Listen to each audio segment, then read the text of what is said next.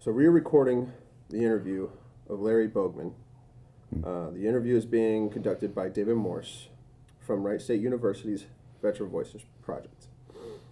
The interview is being recorded at the New Media Incubator here at Wright State University in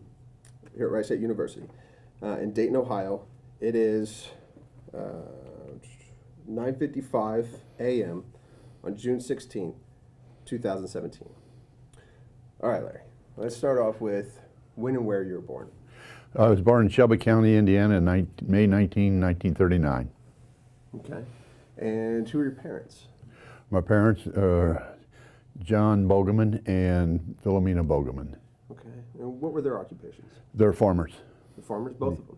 Well, she came from a farming community, but yes. Okay. All right. And did you have any siblings? 6 others. 4 brothers and 2 sisters. Okay. All right. That's a big family. It was. Yeah. Yeah. And did you all help out on the farm? Oh yes, that's quite a bit, quite a bit. And my dad wanted me to be a farmer, but as a kid, I wanted to go fly airplanes, become a test pilot. So there was no changing my mind. That's good. Now, what about your siblings? Did any of them join the military? My older brother was in the military police in the Army as enlisted for 4 years. Then got a degree and went to work for. He was working for General Motors, a tool and die maker. Got a degree in industrial engineering, but he didn't like the management aspect of it, and he preferred tool and die making. He went back to General Motors and did tool and die making. Okay. All right. Very good. Now, before you decided to join the military, what were you doing then? I was in high school, right? As I said, I wanted to get in the military since I was 9 years old. Graduated from Waldron High School, went to Purdue University, got in the Air Force ROTC program because I figured that would be the best course for the Air Force and aeronautical engineering. I loved math, so it was an easy course. And from there, I graduated in June of '61 from Purdue. I went to work at Lakehurst Naval Air Station on the Launch and Recovery Center down there, waiting to get in the air for my Air Force pilot training class. That was 18 April '62 that I moved over there and started that. Graduated from pilot training in May of '63. From there I went to Castle to check out in a KC-135. That's the aircraft assignment I got out of pilot training. And up to Fairchild Air Force Base in Spokane, Washington, where I flew KC-135s. And I flew missions in it in support of ArcLight and Young Tiger in Vietnam. And in December of 1966, I got a notice of assignment to the F-105. And then in June, went down to Nellis Air Force Base, where I had 2 months in the AT-33 for ground gunnery training and that kind of thing, and then 4 months of checking out in the F-105. Graduated from the checked out in the 105 in December of 66, and took my family over to Frankfort, Indiana, where my wife is from, and got them settled. Left there in January of '67. Went to sea survival down in Florida, then out to the Philippines for jungle survival, and arrived in Korat, Thailand in late January of '67. And got my checkout ride, total of 119 combat missions, 100 of them up north. Completed that in September of '68. I had requested, I had applied for and was going to come to Wright-Patterson to go through the AFID program here. I requested, since there was time there to go to Purdue, and they said, well, they've already started, but Caltech, California Institute of Technology hadn't, and I could go there. And I said, sounds good. So I picked up the family, moved to Pasadena, and got a master's degree in aeronautical engineering at Caltech. From that, I was assigned from out of that, I was assigned into the Space Defense Center.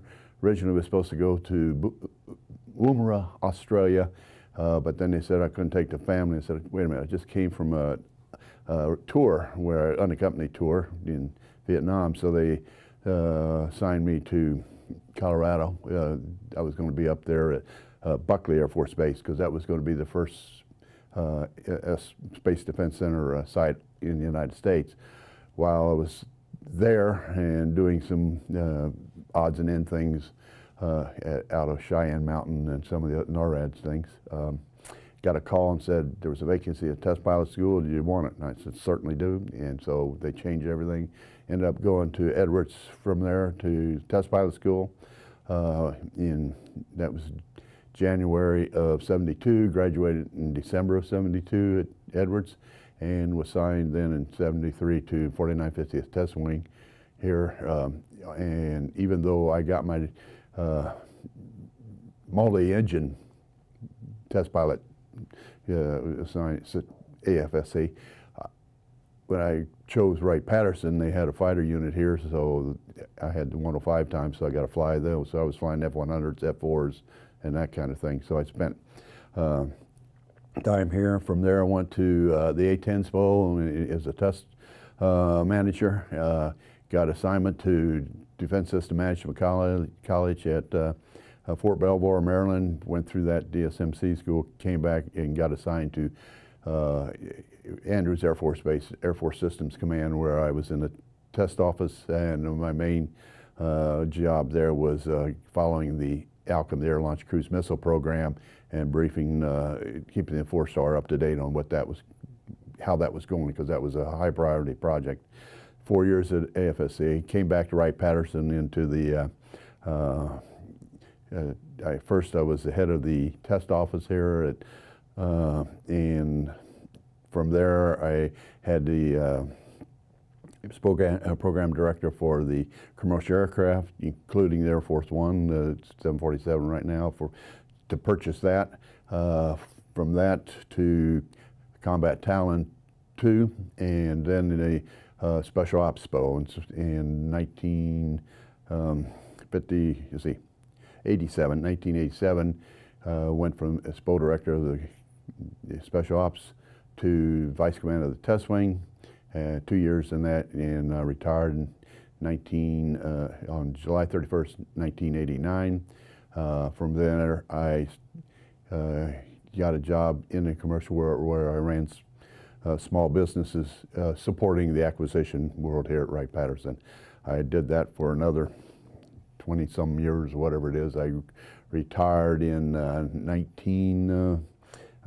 well, I was about 74 at the time, so I retired, and now I do a lot of volunteer work, including one of the things is the Air Force Museum, volunteering over there, and serve on the board of directors, a number of things. And one of my joys is running the usher program here for the basketball program at Wright State Air University, where we provide, the Knights of Columbus provide ushers over there, and so I get to watch their basketball games free of charge that way. That's good. That's real good. So that's a brief synopsis of my career. Yeah, well, that's an impressive career. It's very impressive. So going back, you said, what were you? You were about 9 years old when you decided you were going to be a pilot, right? Yeah. What was it that made you want to be a pilot? I don't know. I watched all the movies at the time, flying movies, and 12 O'Clock High, all of them. That's what I wanted to do. Okay. And my dad had a friend who was drilling. He had an airplane. He had landed in our field. I'd flown on that airplane. So, and then I got my private license at Purdue University up there as part of the ROTC program. But I don't know. It just was what I wanted to do, and and I was committed to it. That's awesome. Now, no, there's other branches of the military that fly. I mean, you have what the Navy. That Navy, flies, yeah, right. And And the Army, Marines and the Marines, and Army, they all what have. made you decide the Air Force? I don't know. I liked the Air Force, but maybe it was the movies I watched. But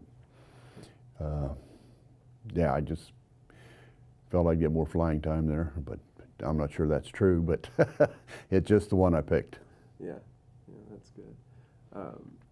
How'd your family feel about you joining the military? Well, my dad kept wanting me to be a farmer also, and he said, and I said, no, Dad, I really want to go do this. And he said, well, I've got 7 kids. I can't afford to put all you through school. And I said, that's no problem.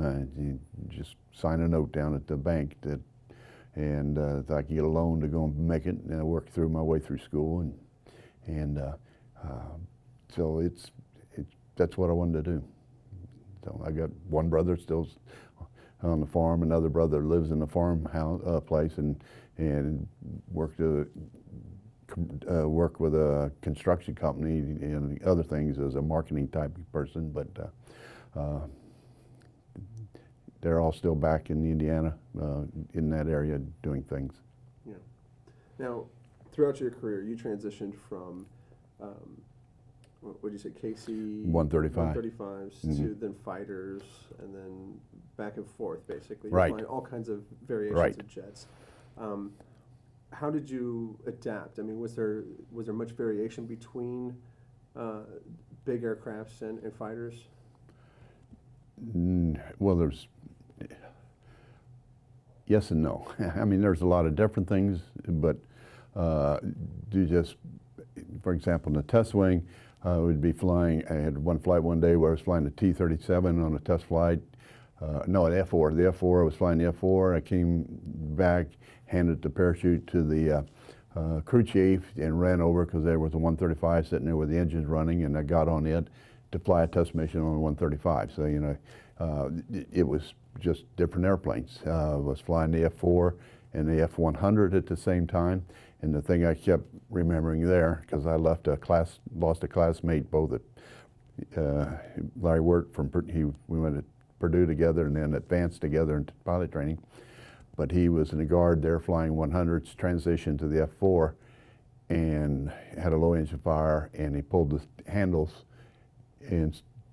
which really disconnected him from the seat, and he got killed because he pulled the wrong handle. Now I just remembered, because the F-4 was a Navy airplane, you had to pull the handle between your 8 legs, not the ones on the seat, or the one above your head. So it's just a matter of thinking, okay, if I have an emergency, relax, take your time, and work it out. Don't do something dumb and kill yourself. Yeah. Okay. But no, I mean, it was an airplane. I'd pitch out in the F-4. I could pitch out in the KC-135. They're just a lot larger, that's all. Yeah. Wow. So what was, when you first were able to get into pilot school, what was that like? It was a lot of pressure on myself because I wanted it so bad, and a lot of time put into it, but it was well worth it. And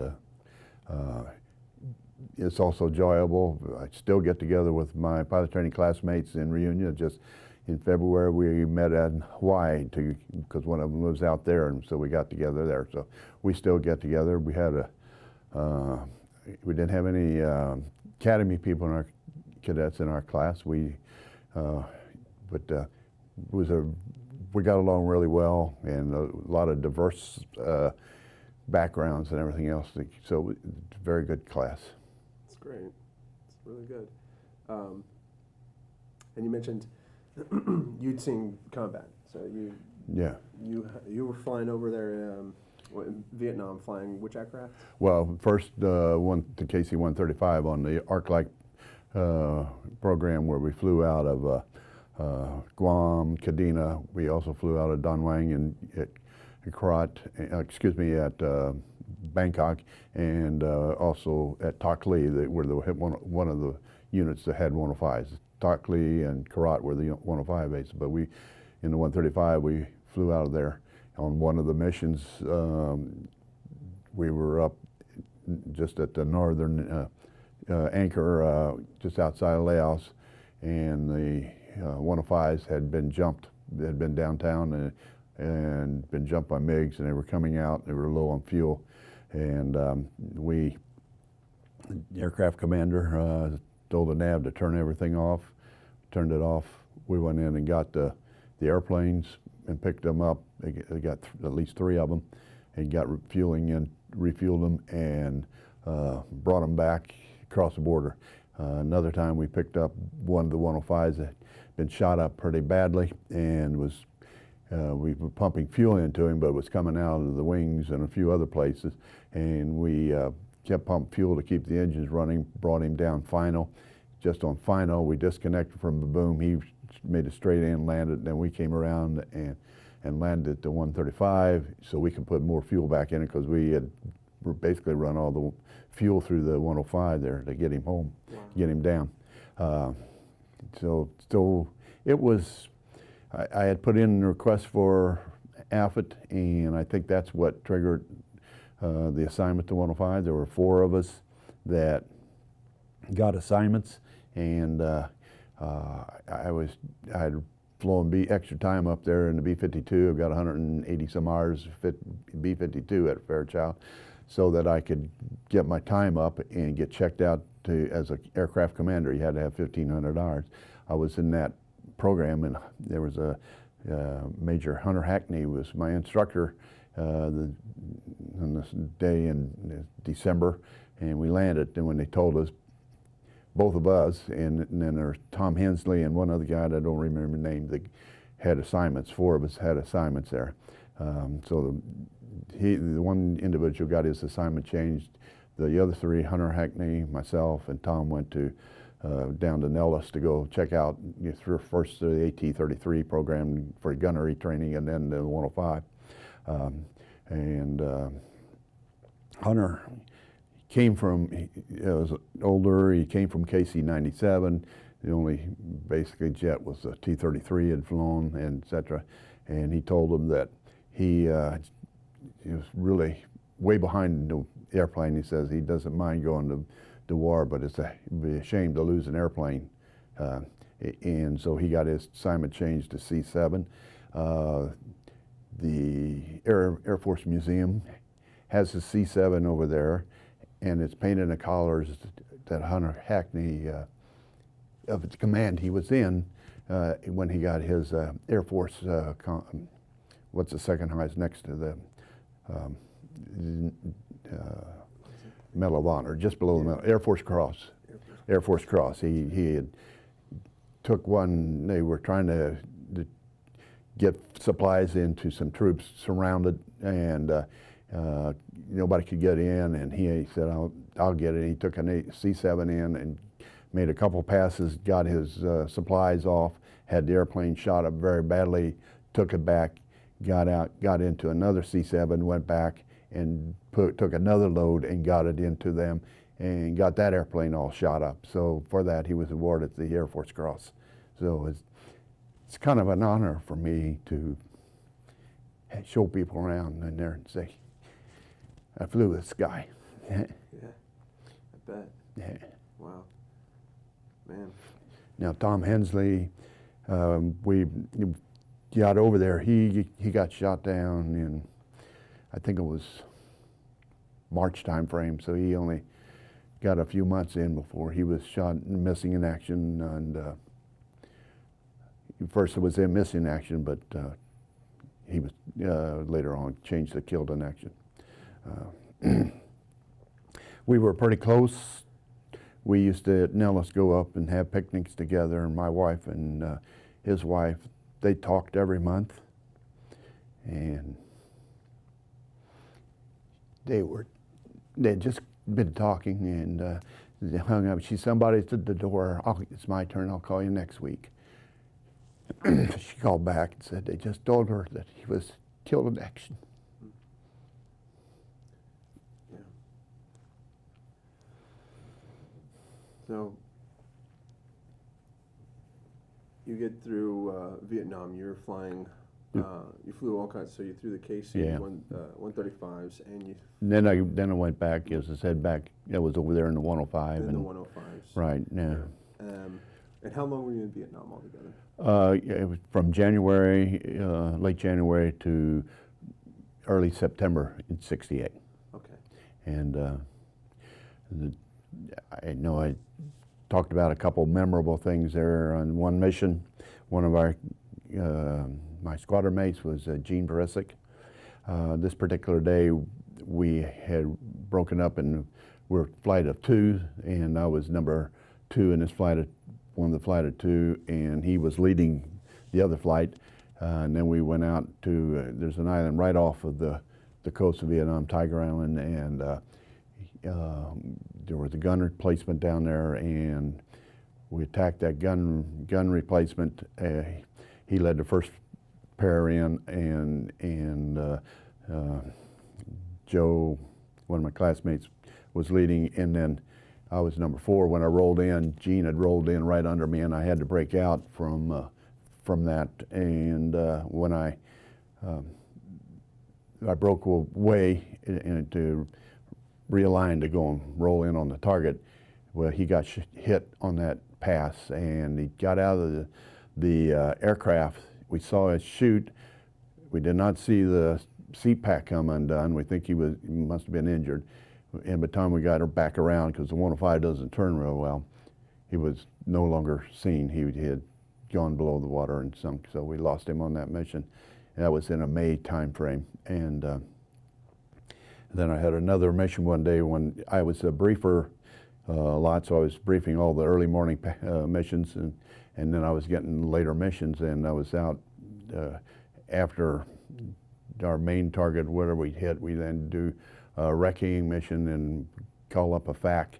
And so we called, and this guy said, we're strafing truck park trailer, and he said, he told us that there had been no firing around. It was a suspected truck park, and we loitered while we waited for the other flights to get through. And then on my, we lined up in sort of a gunnery pattern, which was not smart. And so it was rather, everybody's coming down the same chute. And on my second pass, the FAC yelled, break right, and I broke right and looked behind me. And this guy had waited all day, and there was nothing but red flak right behind me, but not one touched me. And I decided it was time to go home that day and come back another day. But there was a number of instances that I was lucky. He made it through without a scratch. Wow, that is amazing. How so you get done with a lot of these amazing missions. I mean, you're dealing with a lot. Obviously, when you get back to when you land, Mm-hmm. so you're back there in Vietnam. You've landed from whatever particular mission that you've Yeah. done. What do you do to kind of escape or just kind of relax?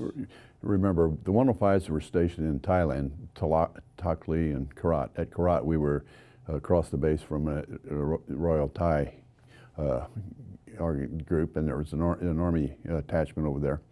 But we'd come back, play racquetball.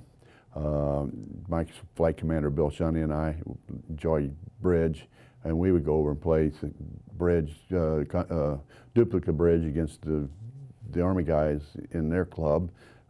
We'd go by the club and that kind of thing. So we'd just keep busy and work out, and booze was really cheap at that time and those things, and probably drank more than I should. But other than that, that's about it. Sure. So you get done with Vietnam, and where do you go from there?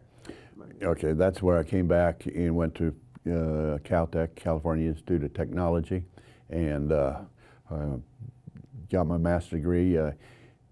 you know, I'd been moving quite a bit, so I ended up in the first year having all the requirements except about 2 hours or whatever else, so I had to take another semester to finish up.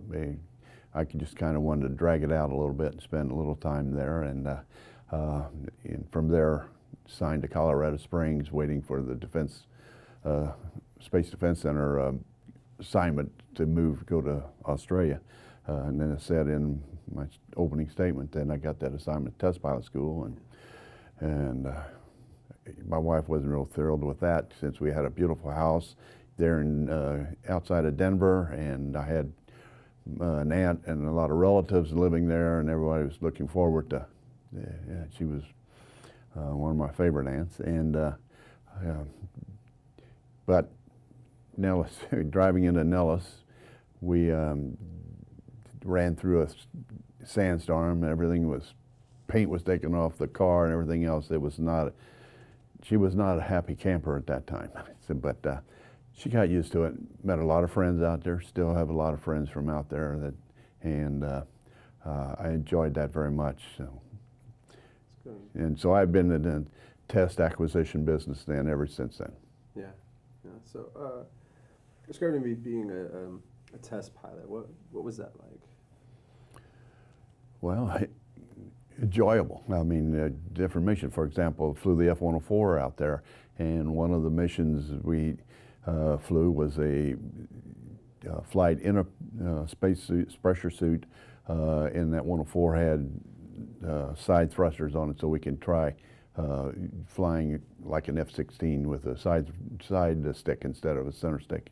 Now we had the center stick also, but you could do both. So we would plan the flight to climb to 70,000 feet in the pressure suit, and then come back and land. They take the wingtips off, so you only use an internal fuel, and it's a maximum about a 30-minute flight, because that's all the fuel you have, and you take off and climb up to around 25,000 feet. 104 is a straight wing aircraft, so it has if you try to go supersonic straight and level, you're going to have that shock wave you have to go through, and unlike the F-22, you don't have enough power to just go blasting through it. So you'd run out of fuel. So you dive down, you're going to go to 25 feet, dive down to Mach 2.1 and get through that shock wave, get it behind you, then pull the nose up and hold an angle of attack, alpha, and just let it climb and zoom up to the 70,000 feet. We were supposed to stop at 70. If you went through 70 and topped out higher than that, you had to shut the engine down. You also use the side thruster then to maintain control, because the rotation of that engine gives you a gyroscopic effect and starts the aircraft to yaw. And that's basically what happened when Yeager lost the 104, is yawed due to at that height. But then you come down at 50,000 feet, you got a low level light on, and approach and landing was a space shuttle approach and landing, where you cross the field at 90 degrees and 10,000 feet above the runway, make a turn to final, and as you come down, start bleeding airspeed, so you get to below the gear and flap speeds and put the thing down. But the beauty of that is, with the high speed, as you're coming around the corner, that if you're not going to make it, you can just pull the nose up and bail out. So, it really was an easy approach, and you could hit the spot almost dead on every time, because the wind didn't affect you much with the high speed you came around the turns. But it was the other thing about it is being able to fly multiple airplanes there. I did evaluation in the FB-111 out. They had a FB-111 at Edwards, so got an evaluation flight of that. We flew in some of the simulators, like the B-26 out there later crashed when the wing broke off. But you got to fly different airplanes. They rented back then a 727, leased, brought it from, I think it was United out of Denver, brought it out there. We all got to fly it and get time in that. Now that was in '68. That aircraft is still flying, in a lot of places here. So that was the joy. We also went over to Europe, where we flew, went to England, France, Germany, and Sweden, and flew their airplanes. And they would come over to Edwards and fly our airplanes. And I got to fly a helicopter over there at the Italian test thing. So you just get to fly a lot of variety of airplanes. It had to be so much fun. It was. Was there any point where you got to fly any MiGs? No, I didn't get to fly any MiGs, unfortunately. Some of my classmates did. I'm sure the number of them flew some of them out of Area 51. That my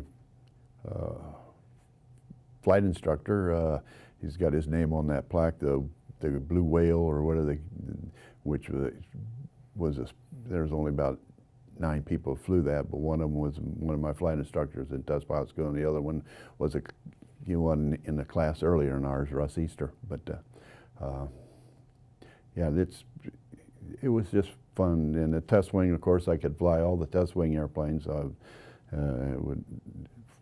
Went from the F-100 and the F-4 to the T-37, so I was flying the 37 and the big nose, the Agar 135s over there that were measuring where impact of the missiles when they're the multiple space missiles coming into nuclear weapon type things, those testings out there. So we did a lot of that kind of stuff. So it was just very exciting time to be able to fly different things. I got to fly in the test wing a thunderstorm project at out of Tinker Air Force Base in Oklahoma, and Norman, the weather center up at Norman, Oklahoma. We had the F-4 instrument. It was the second phase. The first 3 phase, their predictions were all wrong on how it was going, and it was 100 they had to change. And then we had a second phase of the Rough Rider program, and first year flew the 100 here in the test wing out there, and flew some chase on that particular thing going out. The next year, one of the guys flew that. He later became an astronaut. In fact, he's on the board of director at the museum now. Fred Gregory flew the program, and then the third year I flew it in the F-4. And the assessment, they wanted to know whether their assessment matched. So we were flying in to go and say that they tell us it's going to be really rough in there. How's it? And they're really the radar is looking at just segments of the storm in each segment. Then they look, so you've had concentric circles, so it's going to be really smooth, but you had a lot of jagged edges, and so you're going to have a lot of shear, and it's going to be rough. And that was a good prediction, because the original one was based on the amount of rain you get, has no effect. We can go in there smooth, and a lot of water. In fact, I had one flight where the engines rolled back. It got so much water in there and had to recover the engine. And one of the things we had done was put a switch in there, so just before entering, I could turn on the igniters, which were normally only used for starting the aircraft. But I'd turn the igniters on before going in, and then when I come out, turn them back off, just keep them from burning up. But that way, they're lighting up, just have to pull the engine back and get that recovery done. But I got 46 penetration to thunderstorms and for that program. Another one was doing a low altitude night IR sensor. We had a pod that AFRL had developed, and they wanted to see how well it could see things. And it's amazing, pitch black at night, and that IR sensor and the light that it was using, we could see a bird sitting on the power line with no problem. And so I started flying the missions here at Wright-Patterson. The first one I got, because we were coming right over Sand Hill, and then just to the left of the runway, the taxiway had stripes on it for measuring the visibility, not visible, but accuracy of the pictures and everything. And you did coming down, and we were doing 400 knots, some at about 100 foot. And that F4 is a loud airplane. Well, about the first flight, then I had all kinds of calls in the base, and they called me up and told me to land, and I come back and then brief it, and we had to modify it so that I would come in at pitch out altitude, entry altitude, and then sort of split us down to the 100 to stay higher over Sand Hill and not bother people. But that was interesting. It's pitch, because we wanted to fly it with no moonlight, and so we're flying in pitch black, and you just reading the radar altimeter, et cetera, to make sure you get your altitude you want to be at and airspeed. And completed those went well, and then I took the flight down to Eglin, and we did more tests out there. And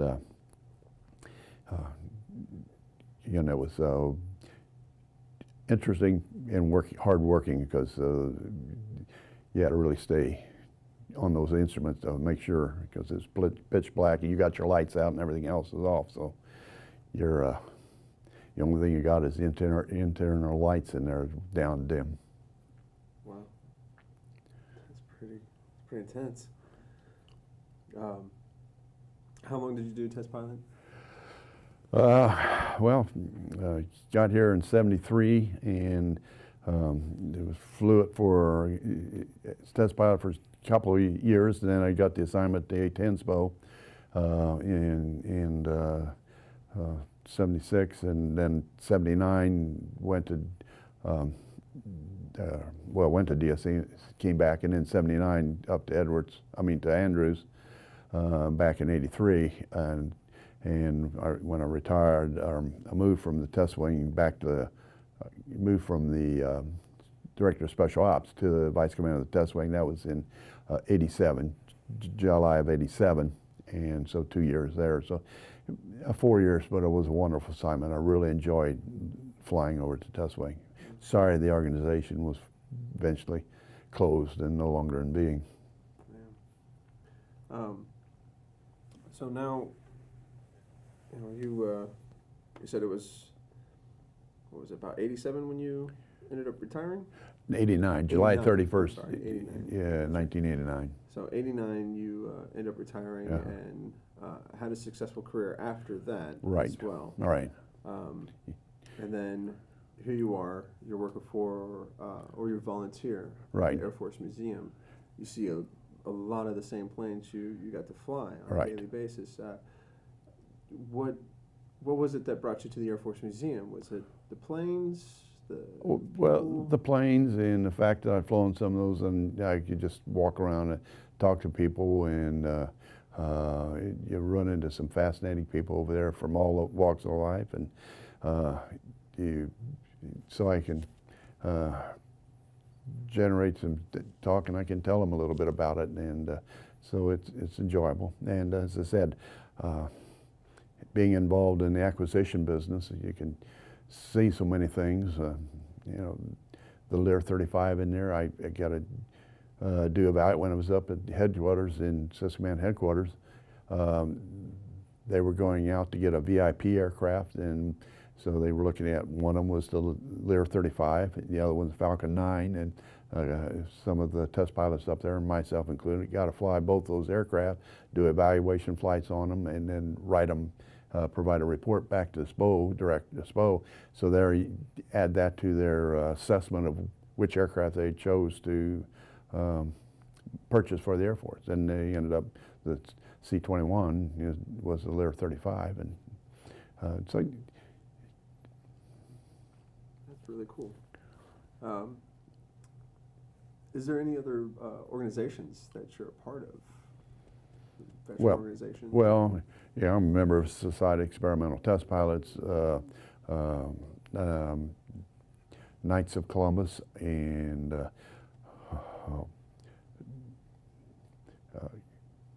the American Legion, those kind of things. And we, as I not only volunteer at the museum, I'm on the board of directors of Family Youth Initiatives out in New Carlisle, and it's about they do work for young families, families and young people that you got a networking, women's network, now a parenting network where young kids that are having babies they are not really prepared for. We give them help, etc. And we have fathers in there, and so we have a mentoring program. We have a number of other things, but we get all funded by grants and donations. And Pat Banasak, who started this 38 years ago, still is doing it, and we get this last year about $500,000 in grants to run it. We're in six counties and 54 high schools doing this kind of stuff. And Knights of Columbus, I do run the bingo kitchen and a number of other things. And as I said, I run the usher program for Wright State, which we started a number of years ago, and enjoy that very much. And so just all different volunteer. I just do a lot of volunteer stuff now. That is awesome. It is very good. It's very inspiring to see all that happening. It keeps me busy and out of my wife's hair. Sure. Well, just a few questions as we wrap up here. Okay. So, your experience in the military, how has it influenced you as a person outside of the military? Well, it influenced me because in establishing your values and the other thing, one of the things about at that time anyways, the camaraderie in the fighter squadrons, the combat squadrons especially, was very tight, and you carried each other, because I've lost a lot of friends, both from the test pilots community and the Vietnam community. Made a lot of good friends. I still run into people that either I know or they know somebody that I know. For example, when we went to Hawaii this spring, my wife, my second wife, my first one passed away from multiple myeloma. She had lost her husband to cancer, and we both went to Mary Hill Church there in Fairborn, and so we ended up getting married. But she had never been there. We went out, and we're on the main island for 5 days where my classmate lived, and then we were 4 days on Oahu, and I took a drive around the island and wanted to go by Bellows Air Force Base, because when it was flying 105s, we had an R&R, and my wife and I stayed there some while we were back here in R&R, and I just wanted to see if it changed. And it hadn't. The place was there and everything else. There was a couple walking on the beach, and Mary had was talking to him, and I went over and introduced myself, and they were from California, but they were ex-military, and I asked him what I did, and he said he was a radar bomb navigator in the RB-47 and the FB-111. And I said, really? I said, you wouldn't have happened to know Don Dill and Don Sharon Dill? I said, because I met them at Fairchild, and we became very, very close friends. And then he said, and I said, he flew 47s and then the B-52 and then the FB-111s at Plattsburgh. He said, yeah, I knew him very well. In fact, he and I picked up some of the FB-111s down in Carswell and brought them up to Plattsburgh. And, it really surprised. And he said, and then he also flew the B-58 Hustler. And I said, then would you have known Bill Shunny, who had just passed away last year? Bill and Jane Shunny, because Bill came from the Indiana, the 58, and was the flight commander in the 105 zone. He said, oh yes, I knew them very well. So, just a person on the beach that knew very well. Similarly, last year we went to Alaska and we for a vacation. We flew into Fairbanks and spent the night there, and we're going to take the Dome train down to Denali State Park. And Mary and I were walking around. There was this big tall guy getting on his motorcycle. It was all muddy and it was packed way up, and I said, "Man, you need to get that thing washed." And he said, "Yeah, I've been up north of the Arctic Circle." And we were talking. He said he takes 3 months off in the summer and just rides his bike all over the place. And I said, "Man, he's out of Virginia." And I said, "And what do you do?" And he said, "Well, I consult with AVSOC. I'm an ex-Navy SEAL, and it's AVSOC." And I said, "My classmate in pilot training was a 2-star retired as vice commander, and Jim McCombs." "Oh yeah, I just saw Jim Combs here not long ago because he's a consultant now after he retired, and the same in one of the building meetings." So he out in the blue, and so when I got home, I sent Jim a note saying I'd met this guy, and he said, "Small world, Larry, isn't it?" Right. But yeah, it happens a lot, and it really brings up fond memories. Sure, sure.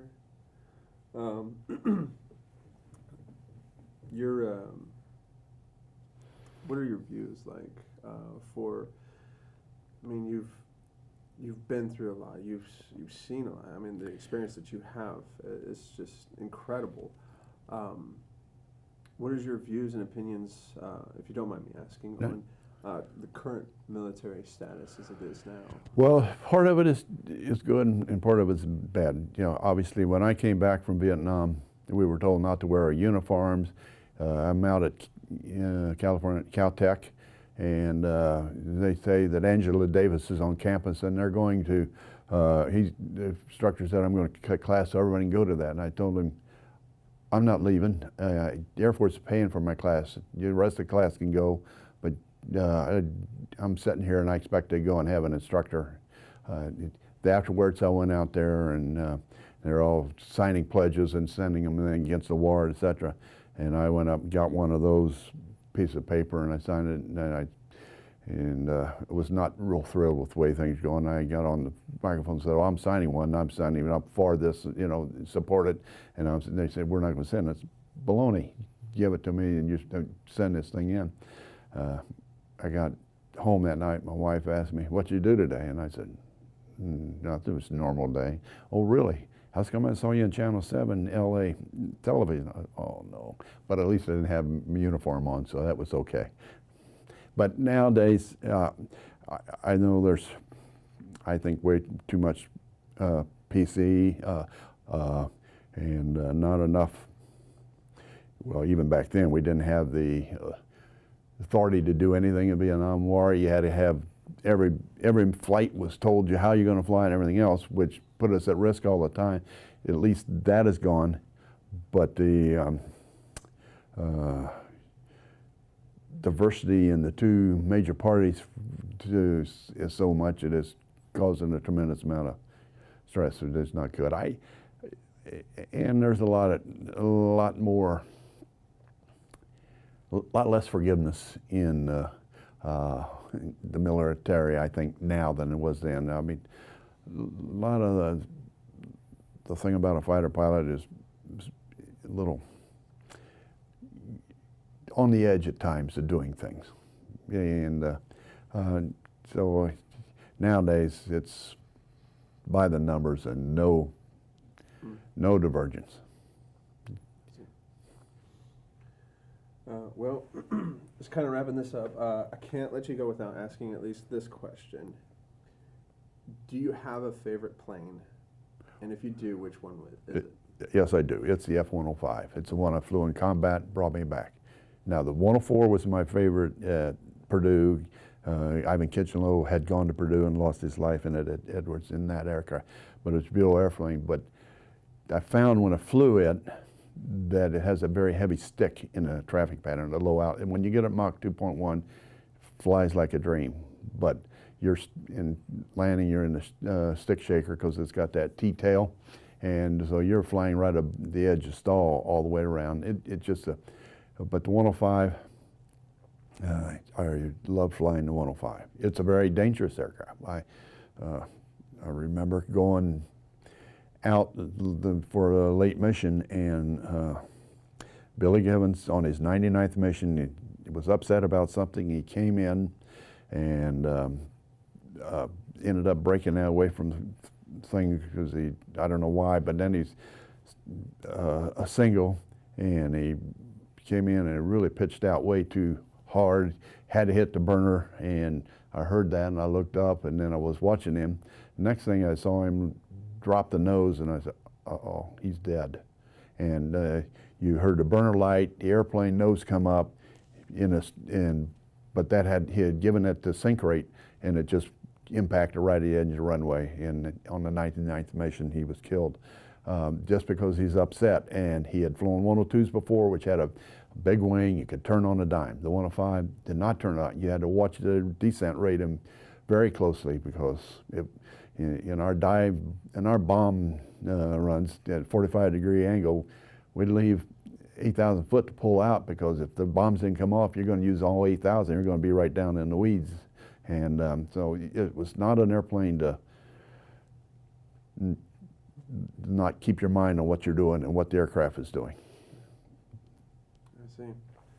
Well, thank you so much for sharing your story. Okay. I really appreciate it. No, This thank you. concludes our interview, and thank you for your service. Thank you.